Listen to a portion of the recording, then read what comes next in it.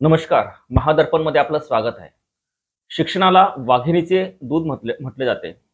हे दूध पिल्यानंतर, या दुधाचं सेवन केल्यानंतर, अर्थात शिक्षणाचा आपण वापर केल्यानंतर, उपयोग केल्यानंतर आपण गुरगुरल्याशिवाय राहत नाही. मात्र आजचं चित्र एक वेगळंच दिसून येत आहे. या शैक्षणिक क्षेत्राला भ्रष्टाचाराची मोठी कीड लागलेली आपल्याला दिसून येत आहे. नेमकी ही कीड काय आहे, याबद्दल आज आपण अधिक जाणून घेऊया.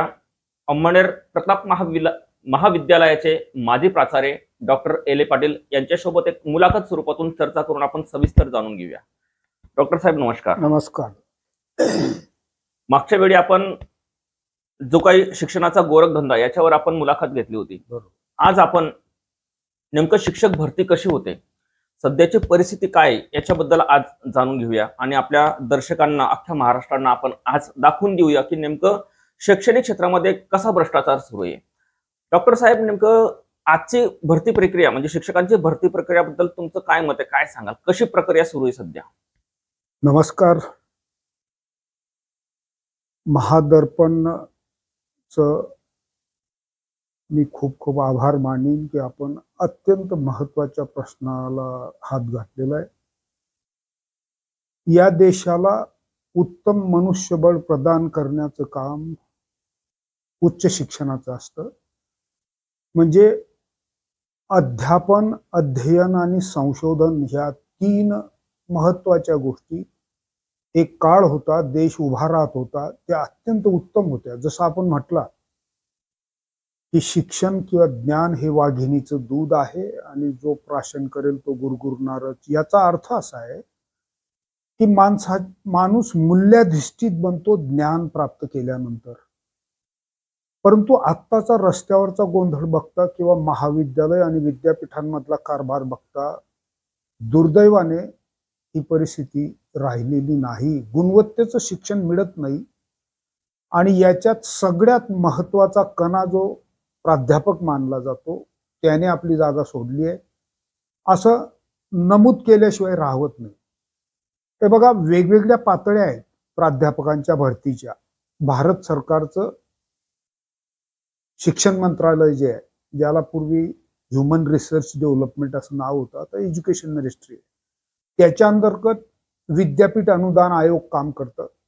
विद्यापीठ अनुदान आयोगाचं संपूर्ण देशभरच्या उच्च शिक्षणावर नियंत्रण असतं. मग विद्यापीठ अनुदान आयोगाने स्वतः सेंट्रल युनिव्हर्सिटीज निर्माण केल्या आणि त्या सेंट्रल युनिव्हर्सिटीजमध्ये अत्यंत उत्तम पद्धतीचं म्हणजे गुणवत्तेचं शिक्षण दिलं जातं.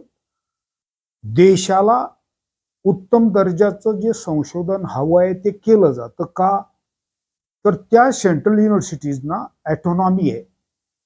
त्यांनी सेंट्रल युनिव्हर्सिटी पोर्टल निर्माण करून देऊन भरती पारदर्शी होते सेंट्रल युनिव्हर्सिटीजमध्ये. शिवाय अशा नॅशनल लेवलच्या इन्स्टिट्यूट्स आहेत, जसं DRDO, IITs आहे, IIMs आहेत, ह्या स्वायत्त आहेत, NIT आहेत, या स्वायत्त आहेत. म्हणजे त्यांना त्यांचे अधिकार प्रदान केले आहेत आणि अपेक्षा केली आहे की तुम्हाला आम्ही पैसा देऊ पण आउटपुट या दिशेचं पाहिजे. संशोधन महत्वाचं आहे तिथं आणि त्या दृष्टिकोनातून संशोधनात सिद्ध करावं लागतं म्हणून भरती उत्तमच होणार. पुढे असं झालं, त्या राज्यांचे पब्लिक युनिव्हर्सिटीज आहेत, म्हणजे संपूर्ण देशातल्या त्या राज्यांच्या पब्लिक युनिव्हर्सिटीज आहेत. काही नॅशनल इन्स्टिट्यूट त्या राज्यांमध्ये आहेत. आपण आता पब्लिक युनिव्हर्सिटीजचा जर विचार केला तर अनेक राज्यांमध्ये महाराष्ट्रापेक्षा कमकुवत समजल्या जाणाऱ्या राज्यांमध्ये त्यांचे लोकसेवा आयोग आहेत, पब्लिक सर्व्हिस कमिशन्स आहेत. आणि त्या पब्लिक सर्व्हिस कमिशन्स असल्यामुळे तिथल्या प्राध्यापकांची भरती पारदर्शी होते आणि त्यामुळे शिक्षणाचा दर्जा टिकून आहे. समाजाच्या उत्थानाचं, उत्तम समाज निर्मितीचं आणि राष्ट्र निर्माण करण्याचं काम त्या राज्यांकडून होताना दिसतं. महाराष्ट्राची जबाबदारी देशात सगळ्यात जास्त असताना आणि हे पुरोगामी राज्य म्हटलं जात असताना का कोण जाणे उच्च शिक्षणावर या राज्याचं लक्ष नाही, अनेक वेळेस लक्षात आणून देऊन सुद्धा अलीकडच्या 10 वर्षात परिस्थिती अत्यंत गंभीर आहे. हे मी अशासाठी म्हणतो की जसं म्हणजे कॉम्पिटिशन वाढली, प्रत्येक घरातला शेतकरी कष्टकऱ्यांचा मुलगा शिकायला निघाला, महाविद्यालयांची संख्या वाढली आणि त्या प्रमाणात सरकारची पैसा खर्च करण्याची तयारी नाही. मग काय केलं, वेगवेगळ्या पातळींवर कायमस्वरूपी विना अनुदानित तत्वावर महाविद्यालय निर्माण झाली. काही ठिकाणी खाजगी विद्यापीठ निर्माण झाली. खाजगी विद्यापीठांना कोणतंही अनुदान नाही, कायमस्वरूपी अनुदानित त्यांना अनुदान नाही. मग काय करतात मुलं, जिथं शॉर्टकट आहे तिथून पदवी घेतील आणि पदवी घेऊन त्यांच्या हाताला काहीच लागलं नसल्यामुळे मग काय झालं, त्याची लागण जवळपास जे अनुदानित महाविद्यालय आहेत, खाजगी अनुदानित आणि पब्लिक युनिव्हर्सिटी, जितक्या पब्लिक युनिव्हर्सिटी, समजा उत्तर महाराष्ट्र विद्यापीठ असेल, नागपूर विद्यापीठ, पुणे विद्यापीठ, ह्या पब्लिक युनिव्हर्सिटीज आहेत. सरकार फंडिंग करतं, संपूर्ण पगार राज्याच्या शासनाच्या तिजोरीतून होतो.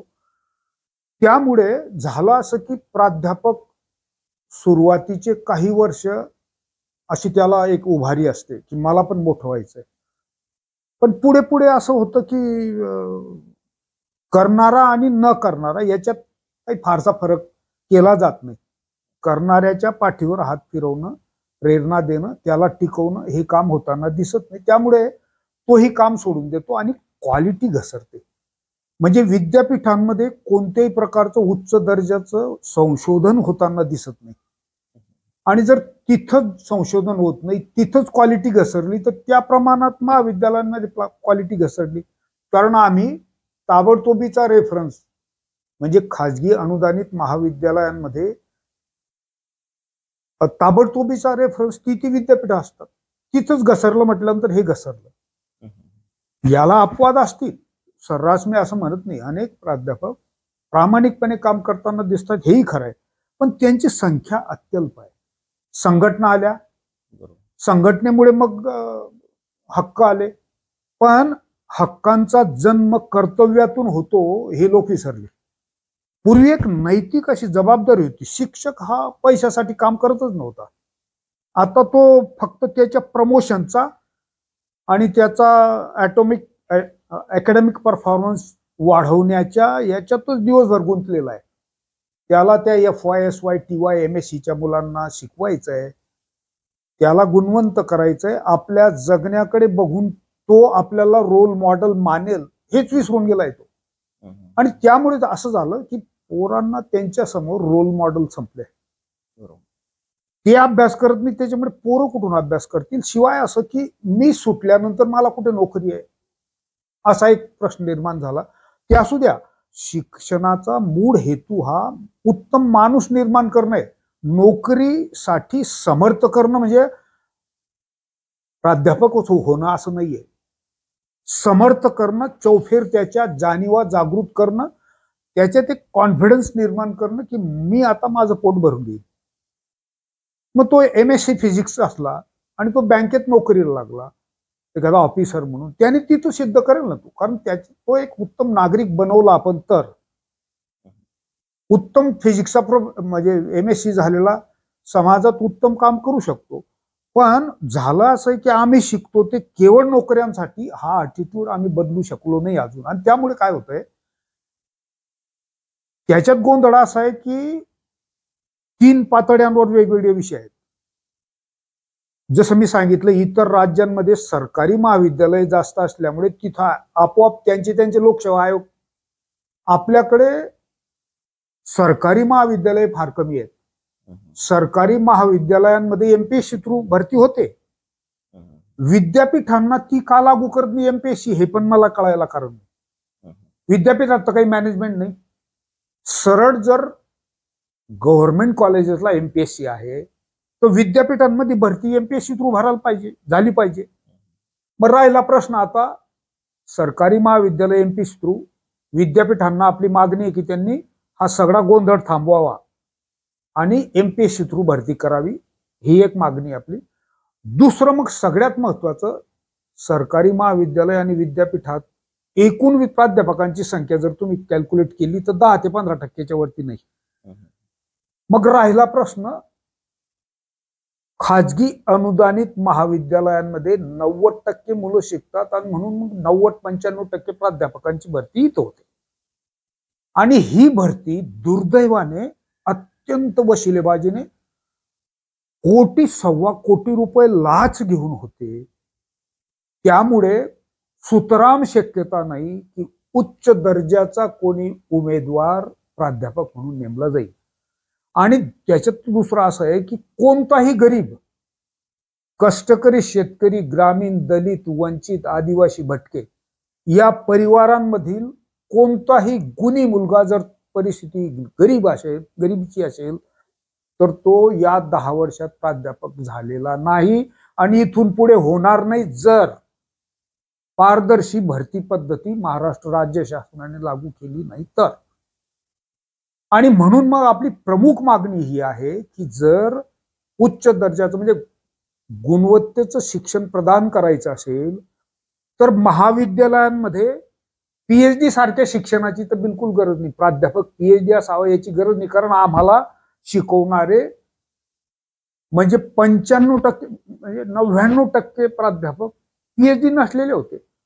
पण इतकं समर्पण, इतका त्याग, इतका अभ्यास, इतका व्यासंग की त्यांनी आम्हाला बीएससी एमएससी पर्यंत असं जाणवू दिलं नाही की यांच्यात काही कमी आहे. आता काय झालं, पीएचडी हे क्वालिफिकेशन आलं. खरं क्वालिफिकेशन असं आहे, खाजगी अनुदानित महाविद्यालय असो, विद्यापीठ असो की गव्हर्नमेंट कॉलेज असो, पोस्ट ग्रॅज्युएटला 55% पेक्षा जास्त मार्क लागतात. 89-90ला नेट आणि सेट क्वालिटीचे प्राध्यापक निर्माण व्हावेत म्हणून त्यांच्यामध्ये कॉम्पिटिटिव्ह एक नेचर असावं, स्पर्धात्मक त्याच्यात विचार, अप्टिट्यूड त्याचा असा असावं.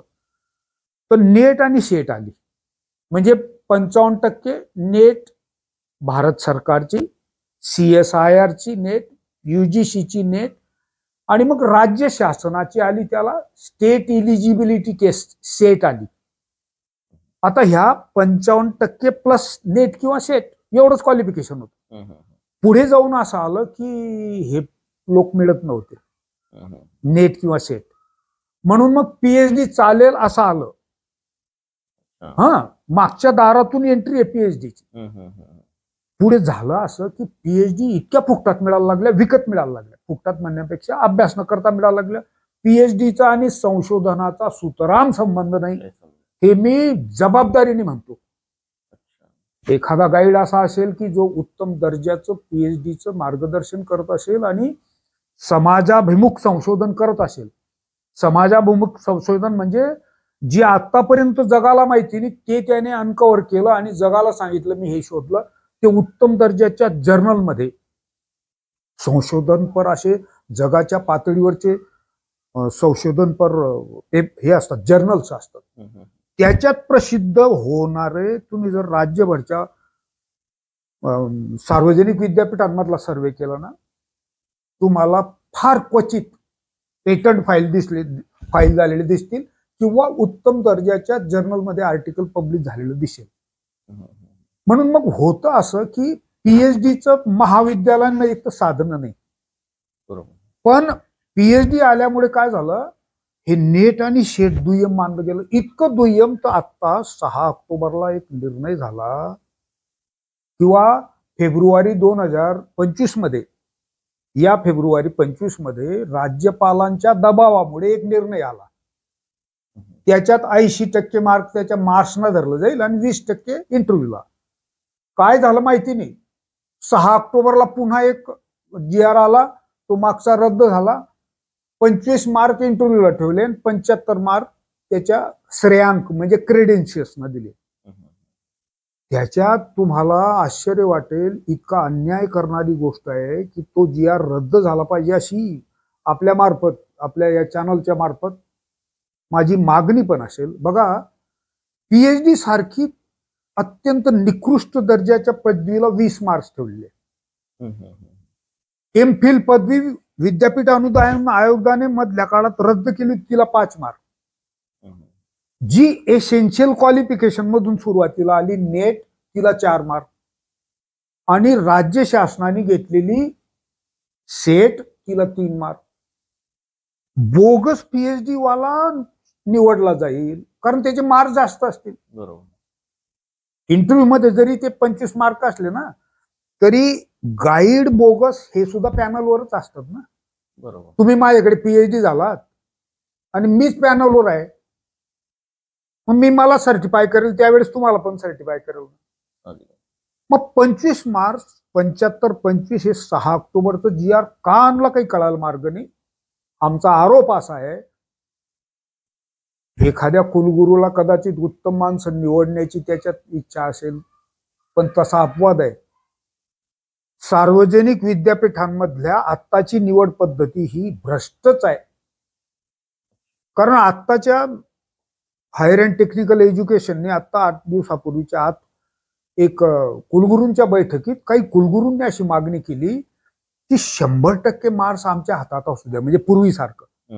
म्हणजे मग संस्था चालकांचं जे म्हणणं आहे आमच्या हातात भरती असू द्या, तसंच त्यांचं म्हणणं आहे.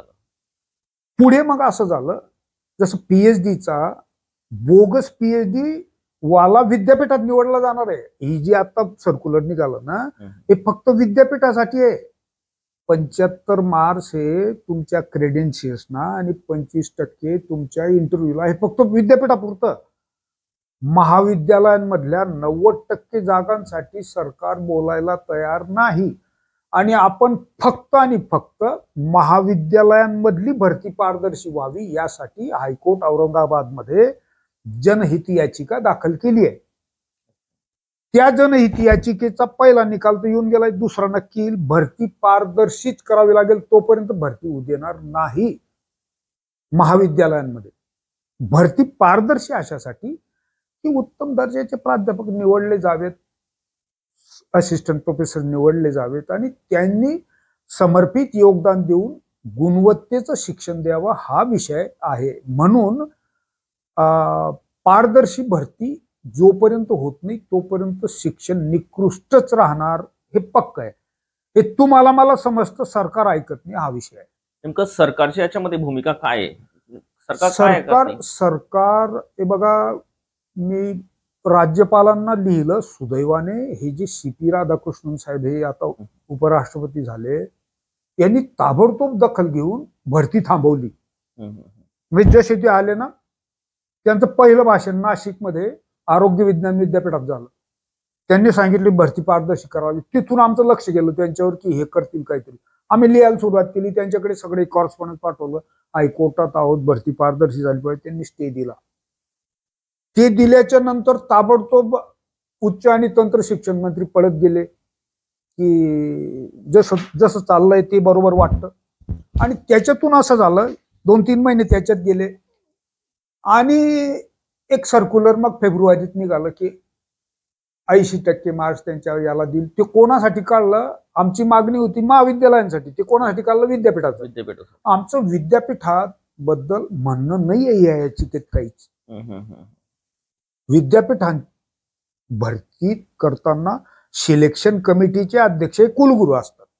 बरोबर. आणि तो माणूस त्यातल्या त्यात इतकं वाईट नाही करणार असा आमचा आजही विश्वास आहे. म्हणजे एकंदरीत जे संस्था चालक आहेत, जे ऑलरेडी भ्रष्ट आहेत, हो, त्यांना सरकार पाठीशी घालतंय. हो, सरकार आणि संस्था चालक हे वेगळे नाहीतच.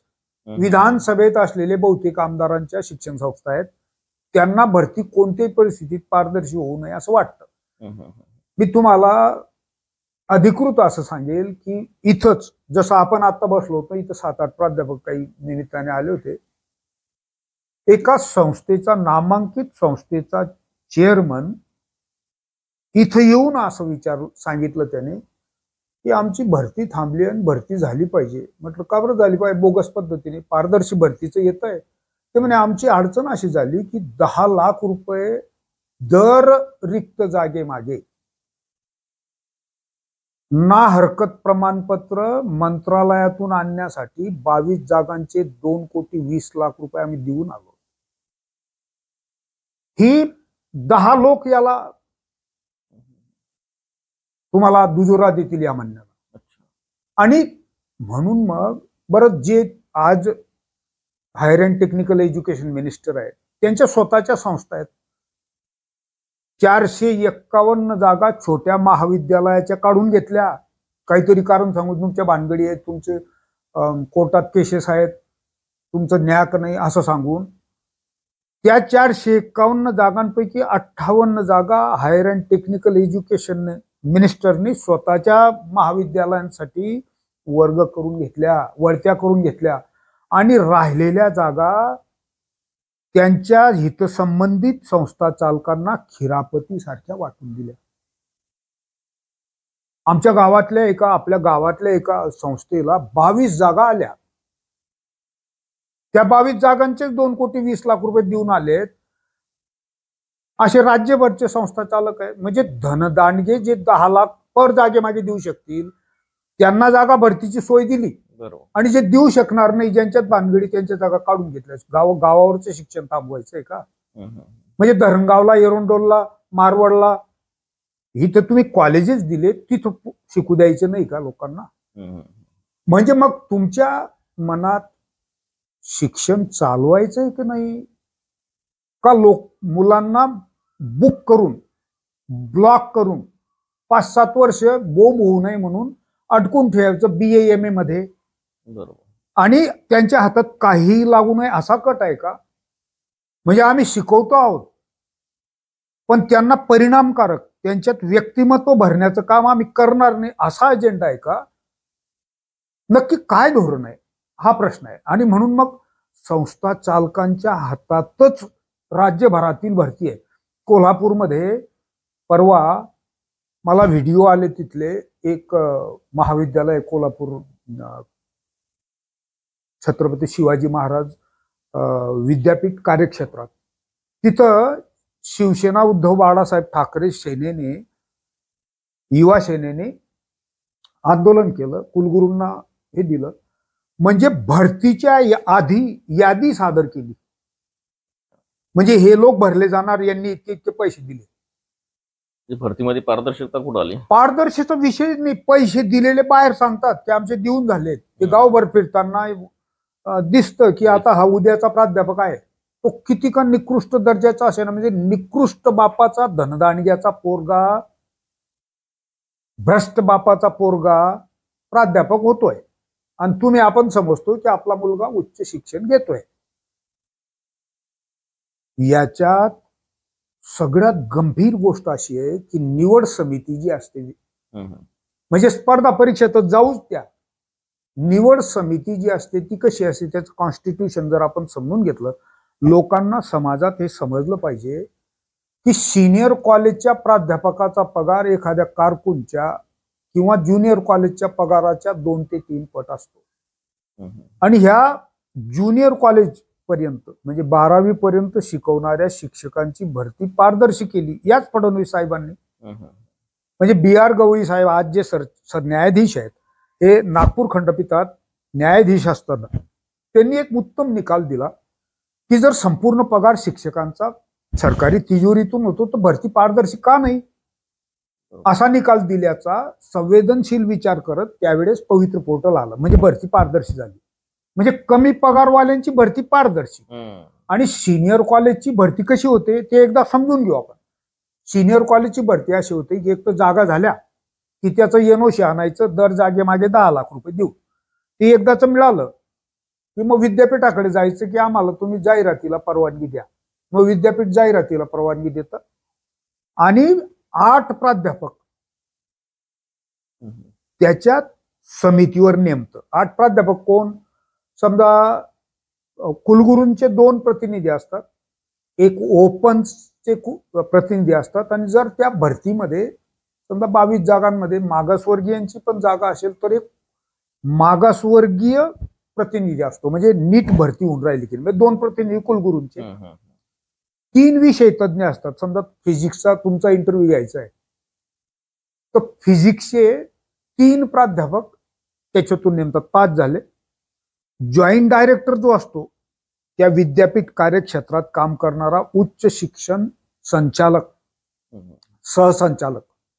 संचालक पुण्यात बसतो, प्रत्येक विद्यापीठाला एक सहसंचालक आहे. तर सहसंचालक स्वतः प्रोफेसर असतो, असोसिएट प्रोफेसर असतो, काही ठिकाणी तर असिस्टंट प्रोफेसरही असतो.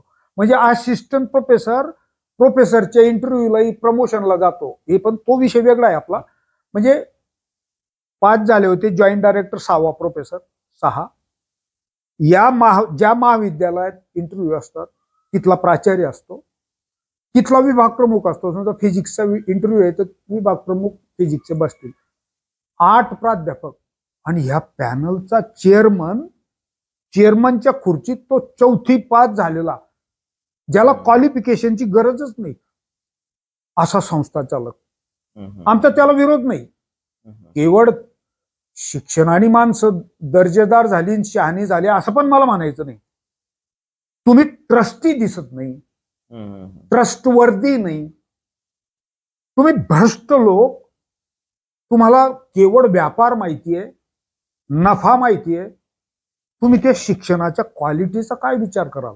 तो चेअरमन बसतो आणि तो चेअरमन बसल्याच्या नंतर मग ही कमिटी येते सजून धजून, कोट वगैरे घालून, गाडी वगैरे घेऊन येतात. काय होतं काही माहिती नाही, पण चेअरमन सांगेल. कधी कधी तर असं होतं, घाई आहे, एकदाच काम झालं, काम म्हणजे कंसातलं काम झालं की ते म्हणतात घाई आहे, सह्या घेऊन टाका आमच्या, ते निघतात. यांना पाहिजे तशी माणसं हे नावं टाकून घेतात. इतकं गंभीर आहे. म्हणजे संपूर्ण भरतीवर प्रभाव कोणाचा? तर संस्था चालकांचा. आणि मग 1 कोटीपर्यंत भाव जातोच. तो म्हणतो खर्च किती आहे आम्हाला, आम्हाला 1 कोटी तर राहिले पाहिजे. म्हणून काही काही महाविद्यालयांमध्ये तर जिथं शिकवायची गरज नाही, जिथं कोणता हिशोब घेण्याची गरज नाही, तिथं प्राचार्य होण्याचेही पैसे घेतात, प्राचार्य करण्याचेही पैसे घेतात, प्रमोशन देण्याचेही पैसे घेतात. आणि मग याच्यातून होतं असं की कोणती अपेक्षा करणार? जो शिक्षक म्हणून जिज्ञासाच नाही अभ्यासाची, तो कधी अभ्यास करेल आणि त्या पोरांना तो विद्यार्थी केंद्रित शिक्षण देईल? याचा परिणाम पिढ्यानपिढ्या बर्बाद होण्यासारखाच आहे. अगदी मूळ अजेंडा शिक्षणाचा जर तुम्ही विचारला आत्ताच्या प्रोफेसरला, नाही सांगता येत. नाही सांगता. देशाला उच्च दर्जाचं मनुष्यबळ पुरवणं हा मूळ अजेंडा आहे. उच्च दर्जाचं याचा अर्थ तुम्ही शिकले सवरले, तुमच्या जाणीवा जागृत आहेत, तुम्ही समाजाशी संवेदनशील आहात, तुम्हाला राष्ट्र कळतं, तुम्हाला राज्य घटना कळते, तुम्हाला समता कळते, तुम्हाला न्याय कळतो, तुम्ही नागरिक शास्त्र जाणता, रस्त्यावर चालताना कसं चाललं पाहिजे हे तुम्हाला कळतं. हे ज्ञान देऊन परिपक्व केलेला शिक्षणाने, ज्ञानाने असा नागरिक प्रदान करणं हे हायर एज्युकेशनचं काम आहे, होताना दिसत नाही. परंतु सध्या एवढा उहापोह सुरू झालेला आता, आणि ह्या गोष्टी आता शासनापर्यंत सुद्धा पोहोचायला लागला की ही जी शिक्षक भरती ही पारदर्शक व्हायला पाहिजे. तरीही म्हणजे सरकार हे ठोस भूमिका घेताना दिसत नाही. मी तुम्हाला सांगतो की हे सगळं 2-4दा सगळ्या पातळ्यांवर पाठवून झालं. प्राईम मिनिस्टर पासून तर मुख्यमंत्र्यांपासून तर हायर अँड टेक्निकल एज्युकेशनला तर कितीतरी वेळा पाठवलं. बरं, त्यांना वाचता येत नसेल इंग्रजी, तर आमचं असं म्हणणं आहे की जे सचिव आहे ते IAS दर्जे आहेत, त्यांना तर मी म्हटलं की राज्यकर्त्यांच्या भ्रष्टाचाराबद्दल आता आम्ही बोलणं थांबवलंय, कारण तो विषय म्हणजे चर्चेसारखा राहिला. पण IAS दर्जाचा आणि इतकी सर्व्हिस झालेला एक सिनियर याचा सेक्शन, ज्याच्या नेतृत्वाखाली ह्या राज्यभरचं हायर एज्युकेशन चाललंय, ते कसे काय संवेदनशील नाही?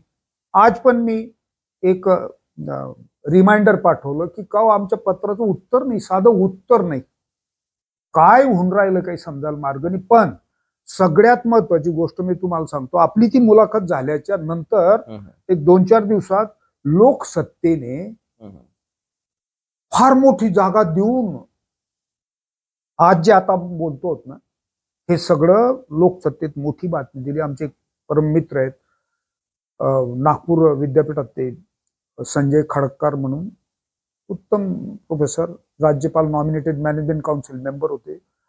त्यांचं आमचं बोलणं झालं. त्यांना आम्ही जेव्हा डॉक्युमेंट पाठवलं, त्यांनी उत्तम आर्टिकल दिलं, लोकसत्तेने छापलं.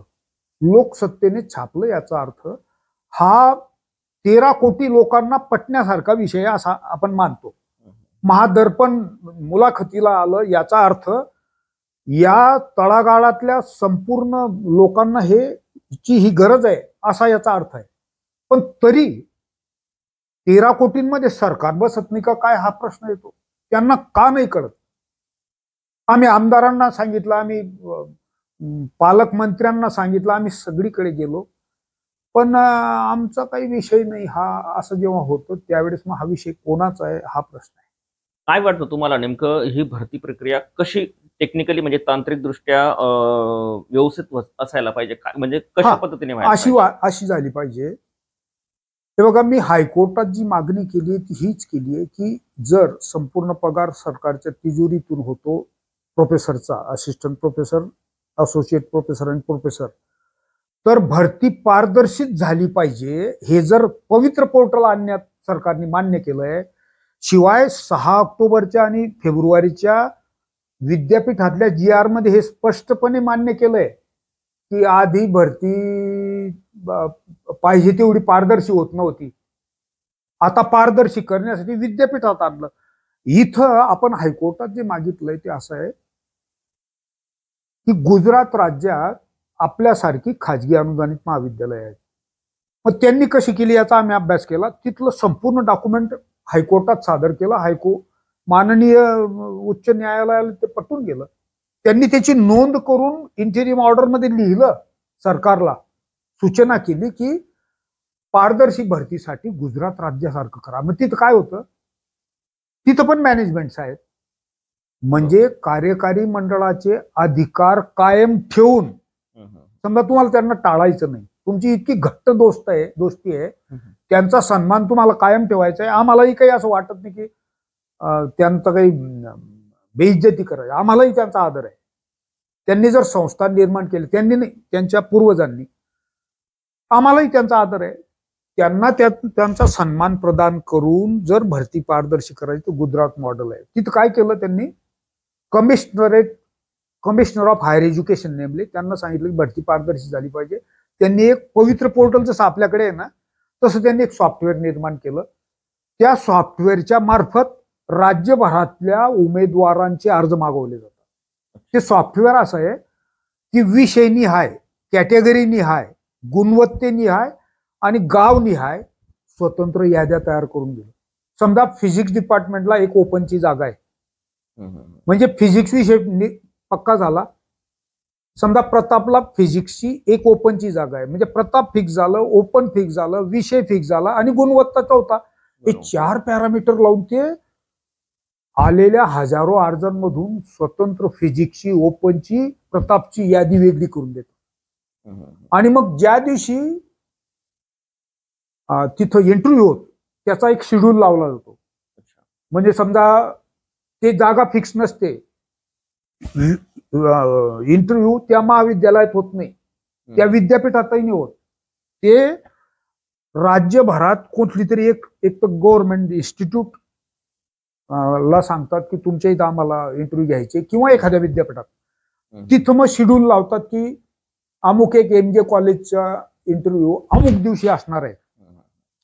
मग त्या दिवशी MJ कॉलेजच्या याच्यात ज्यांनी अर्ज केलेत, तर ती जी 100 लोकांनी समजा फिजिक्सला ओपनला अर्ज केलेले असतील ना, तर वरचे 6च बोलवतात. मग 6 बोलवल्यामुळे काय झालं, म्हणजे ते टॉपर असतात, बरोबर, टॉपचे 6. आणि मग त्यांना गुणवत्ता त्यांची नीट टेस्ट करता येते. त्यांची अभ्यासातली खोली, संशोधनात असलेली रुची, त्यांचं बोलणं, त्यांची डिलिव्हरी, त्यांचा ॲटिट्यूड, हे सगळं क्लासरूम सिच्युएशन मध्ये टेस्ट करा असं UGCने म्हटलं. ट्रान्सपरंट करा, ऑब्जेक्टिव्ह करा, क्रेडिबल करा, म्हणजे पारदर्शी करा, विश्वासार्ह करा आणि वस्तुनिष्ठ करा. शिवाय वर्गात घेऊन जाऊन टेस्ट करा.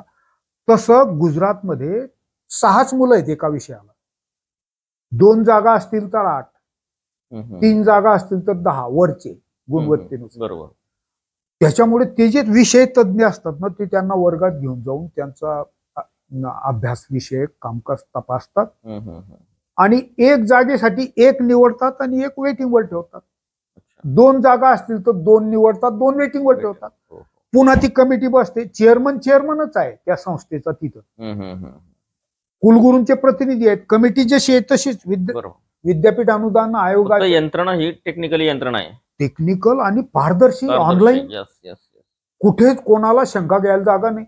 मग ते सब्जेक्ट एक्सपर्ट येऊन बसतात, ते सांगतात की आता आम्ही हे निवडले, तुम्ही त्यांच्याशी बोलून घ्या.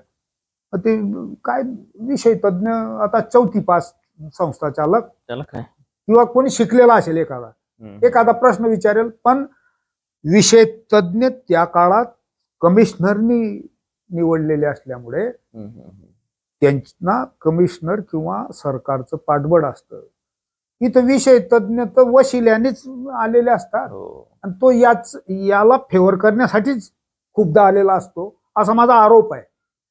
आणि म्हणून तर हे होतं. नाही तर 8 लोक कमिटीत आहेत, तो एकटा चेअरमन आहे.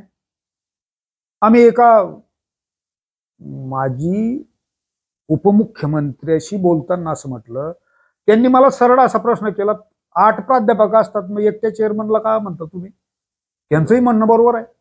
थोडक्यात खूपदा राज्यकर्त्यांपेक्षा आम्ही उच्च विद्याविभूषित लोकांनी जागा सोडून दिल्यामुळे असा प्रश्न मोठा आहे.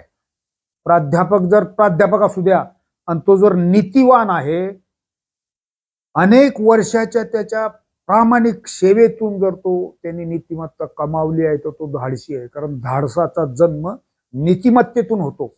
मग तो कोणाला घाबरण्याचा विषय नाही ना. तो सांगेल की नाही चालणार, हा कॅन्डिडेट बरोबर आहे.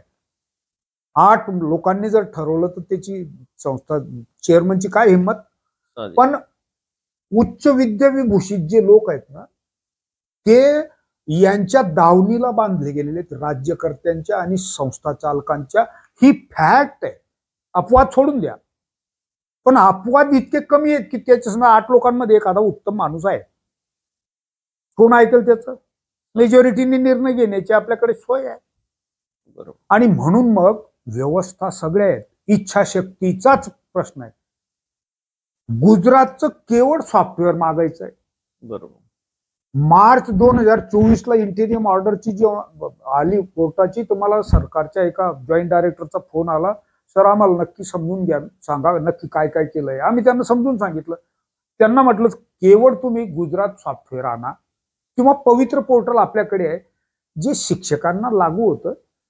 फक्त एकच की हे शिक्षकांना जे 10 का 6 लोक यांच्याकडे पाठवून देतात आणि याच्यात निवडा असं म्हणतात ना, याच्यातही भ्रष्टाचार आहे. असं नाही होत तिथं गुजरातमध्ये तिथं समक्ष बरं निवडलेला तिथले तिथे अपलोड केला जातो डायरेक्टरच्या वेबसाईटवर, आणि डायरेक्टर मग महाविद्यालयाला कळवतो की तुमच्या कॉलेजला रवींद्र मोरे हे फिजिक्सला निवडले गेले प्रोफेसर, त्यांना जॉईन करा.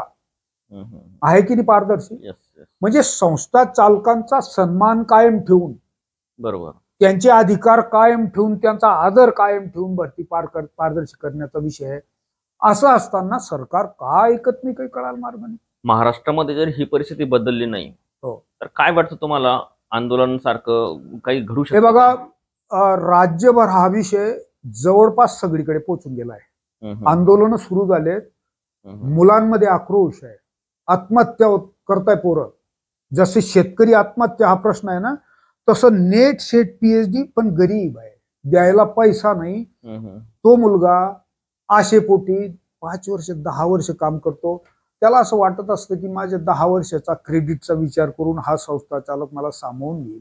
10 वर्षानंतर जो 1 कोटी रुपये देणारा येतो याचा विचार होत नाही. मी तुम्हाला व्हिडिओ दाखवू शकतो. एका कॉलेजला एक इकॉनॉमिक्सची जागा, बायका पोरांसह रडला तो माणूस.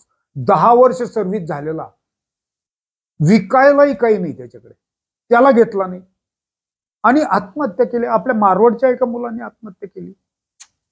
थोडक्यात असं की आक्रोश आहे आणि आंदोलन सुरू होतील, रस्ते जाम होतील, संस्था चालकांना आणि राज्यकर्त्यांना फिरू देणार नाही तरुण पोरं. मी तुम्हाला सांगतो की अत्याचार तुम्ही टोकाचा करताय ना, क्रांती अत्याचारातूनच होते. क्रांती पोटाला मिळत असताना होत नाही. तुम्ही जो अत्याचार करतात ना, तो टोकाचा आहे. तुम्ही अक्षरशः परीक्षा घेतात, या अंत बघताय, आणि हा अंत बघणं हे सरकारला महागात पडेल. मला तर असं वाटतं की higher and technical education ministry ही मुख्यमंत्र्यांची इच्छा असल्याचा ऐकतो आम्ही. हालचाली वरती पण सुरू झाल्या असं पण ऐकतो आम्ही. पण आमच्या साध्या पत्राला उत्तर नाही की काय चाललंय का. आता आम्ही कोर्टात आहोत का बरं. कोर्टात असल्यानंतर तुम्ही जर पारदर्शी भरती केली तर आम्ही 1 मिनिटात मागे घेऊ. आम्हाला काय हाऊस आहे का कोर्टात. बरोबर. हा, त्याच्यामुळे फडणवीस साहेबांनी जशी इच्छाशक्ती त्या काळात दाखवली, नागपूर खंडपीठाच्या निर्णयानंतर पवित्र पोर्टल त्यांनी आणलं म्हणून थोडंसं वरती जायचंय, अप्लाय तेच करायचंय ऑनलाईन. सगळी प्रोसिजर ती आहे.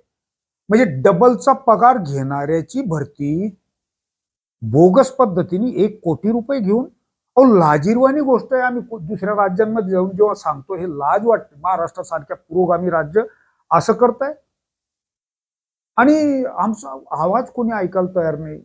मोरे साहेब, जे विद्यार्थी पात्र आहेत, जे शिक्षक पात्र आहेत, मात्र गरीब आहेत, हो, आणि अशीच परिस्थिती राहिली तर आपण, आणि आता तुम्हीच म्हटलंय आणि म्हणजे सध्या चित्र दिसतंय की ठिकठिकाणी हे आंदोलन सुरू झालेले आहेत.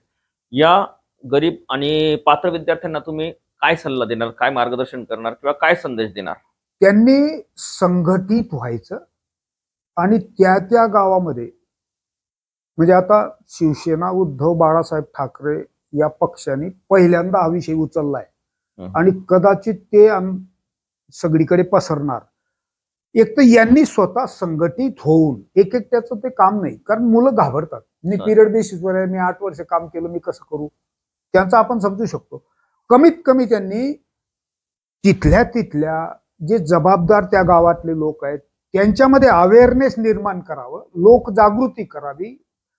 प्रत्येक गावात 50-50 लोकांनी जरी एकत्र जाऊन त्या तहसीलदारला निवेदन दिलं की अरे बापू हे असं चाललंय, याच्यात व्यक्तिगत नुकसानचं जाऊ द्या, पण समाजाचं आणि राष्ट्राचं नुकसान आहे हे तर लक्षात आणून द्या. बरोबर. हा, आणि जेव्हा हे सगळं होईल ना, झालं असं की त्यांच्या संघटना बनल्या होत्या, पण त्यांच्या पुढाऱ्यांनी स्वतःची वर्णी लावून घेतली तर त्यांच्या पण संघटना फुटून गेल्या काही. असं सगळीकडेच होतं. मुद्दाम केलं गेलं ह्या संघटना स्ट्रॉंग व्हायला नको पाहिजे म्हणून कदाचित अशा अनेक गोष्टी अशा होतात की ज्याचा आपल्या हातात सापडतो तो घेऊन पडतो. आणि त्याच्यामुळे गोरगरीब, सगळ्यात महत्वाचं ज्याच्याकडे उत्तम गुणवत्तेचा नेट किंवा सेट किंवा PhD किंवा तिन्ही असलेला, गोल्ड मेडल असलेला पण गरीब असलेला मुलगा 7-8-10 हजार पण त्याला मिळवायला हे. आणि आम्ही म्हणतो की आत्महत्या वगैरे, अरे तुम्ही जर शिकलेले आहात तर तुमच्यामध्ये हे सामर्थ्य असलं पाहिजे. एकतर बोलायला लागा. पिरियड बेसिसवर आहात तुम्ही, 5-10 हजार कमवायला काय लागतं. बरोबर. बोलायला काय घाबरता. पुढे या. कोणत्याही प्रकारचं मोठं आंदोलन करायचं असेल तर आम्ही नेतृत्व करायला तयार आहोत, याच्यात काहीच वाद नाही. आम्ही चालवलेलंच आमचा लढा. आम्ही आज सुद्धा म्हणजे सकाळी एका राज्य पातळीवरच्या एका म्हणजे सक्रिय काम करणाऱ्या व्यक्तीशी बोलण्याचा प्रयत्न केला, पण हाच विषय, ज्याला सत्ता आहे ना ज्याच्या ताब्यात, त्याला हे काम रिकामं काम वाटतं. गरिबासाठी कोणालाच काही करायचं नाही. आणि म्हणून मग चिंता वाटते या राज्याची, या समाजाची, या देशाची, की शिक्षण संपणं म्हणजे कोणी त्या काळात इंग्रज मानसिकता असलेल्या का असेना त्या माणसाने असं म्हणून ठेवलंय की जर देशाला संपवायचं असेल तर शिक्षण संपवा. एका बाजूला आम्ही नवीन शैक्षणिक धोरण आणतो, हे शैक्षणिक धोरण राबवण्यासाठी उच्च दर्जाचे प्राध्यापक पाहिजे, ही साहजिक गोष्ट आहे की नाही. पण ते धोरण इतका गोंधळ आहे कारण मला स्वतःहून वाटलं पाहिजे की मी काम केलं पाहिजे, हे कॉलेज माझं आहे असं पजेशिव्हनेस असलं पाहिजे. हे घर जसं मला माझं वाटतं ना तसं कॉलेज किंवा ती लॅब, ते उपकरण मला स्वतःचं वाटत नाही. ही भावना त्या प्राध्यापकांमध्ये नाही तोपर्यंत विद्यार्थी केंद्रित शिक्षण सुरू होणार नाही. म्हणजे या काळात शिक्षक जरा जास्तीचा तयार पाहिजे, तर तो जास्तीचा डॅमेज असलेला, ज्याला तशा तऱ्हेची कोणत्याही प्रकारची क्वालिटीनी शिक्षक होण्याची, प्रोफेसर होण्याची, हा मोठं संकट आहे हायर एज्युकेशन मध्ये. क्वालिटी संपणं हे मोठं संकट आहे समाज आणि राष्ट्रावरचं. अतिशय मार्मिक आणि अतिशय ज्वलंत विषयावर आदरणीय डॉक्टर एल ए पाटील सरांनी आपल्याला मार्गदर्शन केलेलं आहे. मित्रांनो, जर शिक्षण हे जर वाचवायचं असेल तर नक्कीच हा भ्रष्टाचाराचा समूळ नाश व्हायला पाहिजे आणि त्याच्यासाठीच ही मुलाखत घेण्यात आलेली आहे. बघूया आता आपल्यावर आहे. धन्यवाद. धन्यवाद सर. खूप खूप आभार. आपल्या चॅनलने इतका संवेदनशील विषय हाताळला आणि समाजापर्यंत हा पोचवण्याची एक तळमळ दाखवली. मी आपलेही खूप आभार मानतो, कारण या काळात कोणी बोलायला तयार नाही, त्या काळात आपण सहकार्य करताय. हे समाजाला सहकार्य, माझं तर व्यक्तिगत काही काम राहिलं नाही. खूप खूप आभार. धन्यवाद.